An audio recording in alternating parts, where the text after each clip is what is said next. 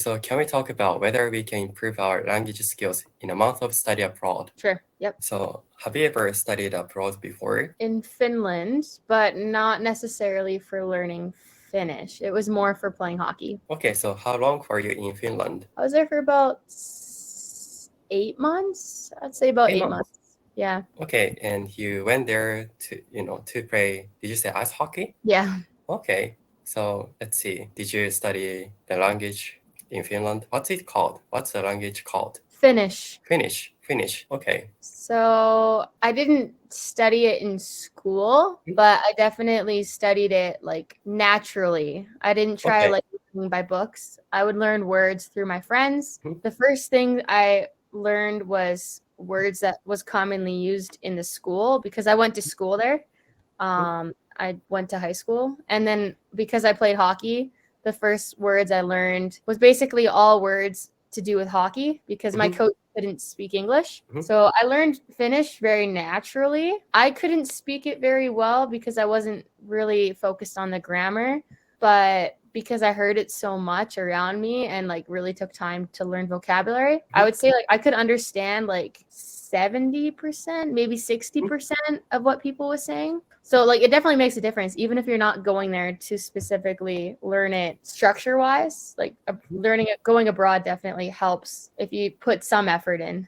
Yeah, I think it's important to pay much, to make much effort because even if you study abroad, if you don't make an effort, your language skills don't improve. Yeah. Anyway, so I feel like, I think a lot of people expect too much from studying abroad, in my opinion. And in my opinion, it's impossible to dramatically improve our language skills in 1 month. You studied abroad for, 8 months though. But so actually I prepared 3 reasons. Is it okay to talk about this? Yep. Okay, so first, 1 month is too short. So I think people can't improve their language skills. Actually, well, I studied abroad in the States and I was there for a month. I went to a language school in Los Angeles, but my English didn't improve. So yeah, just 1 month is not enough to improve your, language skills. I felt like it was just a trip. And I feel like in terms of sightseeing and knowing the cultural differences between your country and another country, I think it's good. But in terms of improving your language skills, it's not good. So what do you think? Yeah, like I think you can definitely, I don't think you're going to be fluent or anything by the time you leave. I think you might be able to learn more words, like more vocabulary, sure, but I don't think you'll find necessarily like a huge jump. I think you're definitely going to learn slang that you wouldn't have learned down there and like vocabulary words. Maybe you might be able to speak a little bit faster, more proficient than when you got there. But I don't think I don't think you're going to be like fluent by the time you leave, by no means. Yeah, that's impossible because it's too short. Totally. Yeah, no one can be fluent in just a month, so it's impossible. I think, language learning is a long journey, so I think it takes like a couple of years or years to acquire the language. So, but I feel like a lot of Japanese people or people from other countries as well. But anyway, so a lot of people have high hopes for their improvement if they study abroad. I think that's not achievable, in my opinion. Okay, so let's move on to the next one. Well, I think many people can't understand the classes. I mean, speaking of Japanese people, our English levels are not that good because we only focus on like grammar and reading in school. Actually, we study like English in junior high and high school for 6 years. So we have like basics, but speaking of like speaking skills and listening skills, our like conversational skills are really low. So we can't speak. So I can imagine that many people can't like keep up with their classes, even if they study abroad. So, when I went to like the States and like I said earlier, I went to a language school and the classes were so difficult. And I couldn't understand what the teachers were saying. And actually, I took a placement test when I entered the school. For some reason, my score was pretty good because I was good at like reading and grammar. So yeah, I was assigned to one of the good classes, like advanced level, but people around me could understand what the teachers were saying. But I was the only guy who didn't understand like English in the class. So I had a hard time. But anyways, I'm sorry. I keep talking all the time. But Well, it's okay. Yeah, I get it. so what I want to say is that, basically people can't understand English usually. So they go to a language school, but they explain like grammatical things and they use like grammatical terms in the class, and we need to look them up as well. So there are so many words we don't know. So I think it's very difficult. Yeah, what do you think? I was the same as you. When I was learning French, I had the highest scores in the class on like grammar, pronunciation. So I was put in advanced class. But then everyone in my class, when we got into the class, they were better than me because they could understand and they could speak.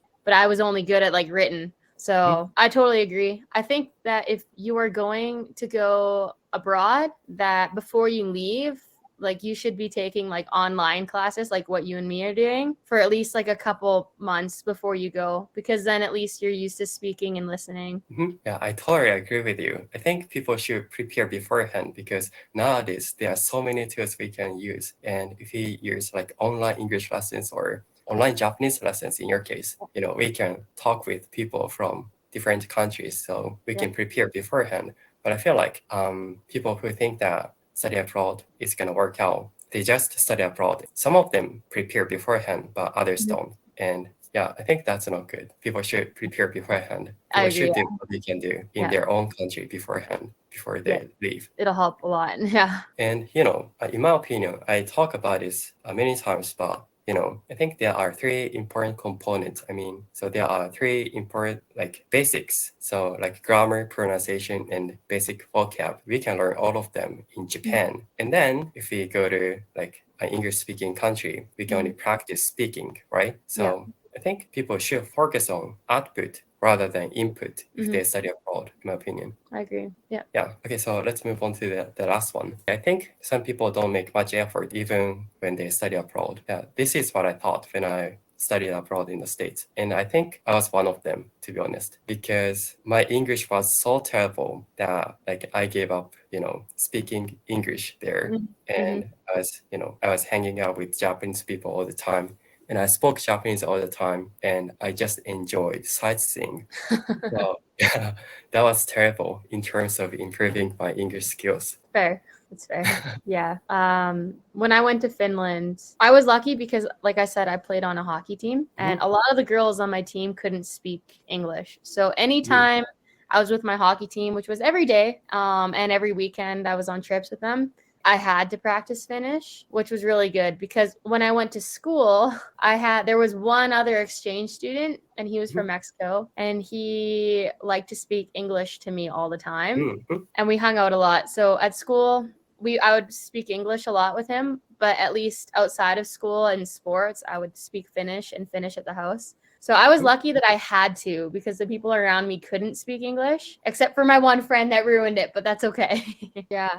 I think when you go abroad, I honestly don't think language schools are the best option sometimes because you're with other people most of the time that's from your own country and you naturally want to speak the language that's easier.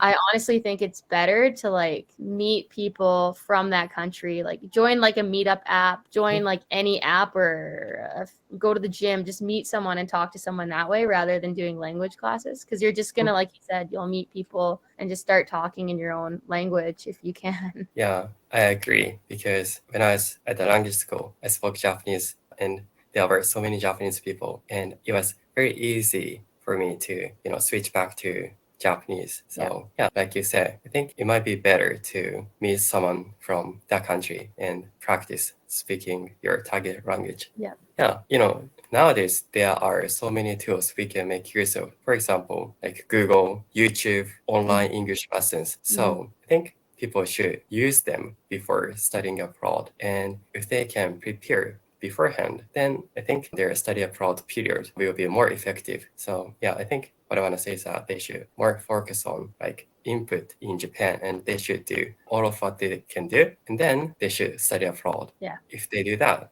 they can focus on like speaking and their speaking skills will be better. True. Yeah, I agree. It's actually kind of funny that we're bringing this topic up because one of my friends from Colombia. We were talking on like an online language learning app, Tandem. We've talked about it before. And he's actually going to come and visit in 1 month. And he's going to stay at my house, and we're just going to practice English and Spanish together. And then he's going to do some volunteering.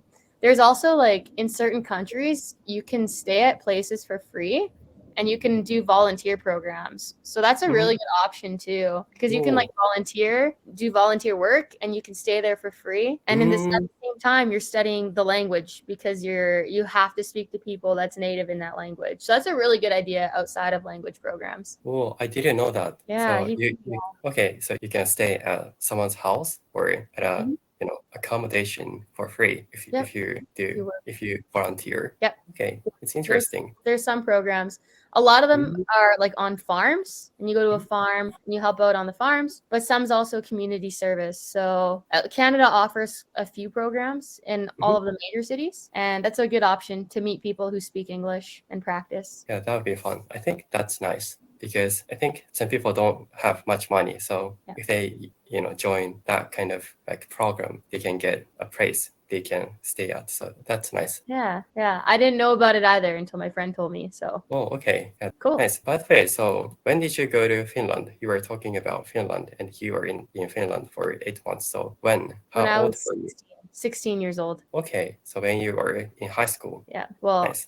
I had graduated early, 2 years early, and then I went. So I was graduated, but then I went back to school in Finland just for fun. But yeah. Thank you so much, Cheyenne. Thanks for the chat. It was fun today. 現在、英語コーチング、英語ティーチングの生徒さんを募集しています。英語力が伸び悩んでいる、TOEIC の点数が頭打ちしている、継続することが難しい、このような方は無料カウンセリングへどうぞ。下の概要欄のリンクから申し込むことができます。ぜひ無料カウンセリングでお会いしましょう。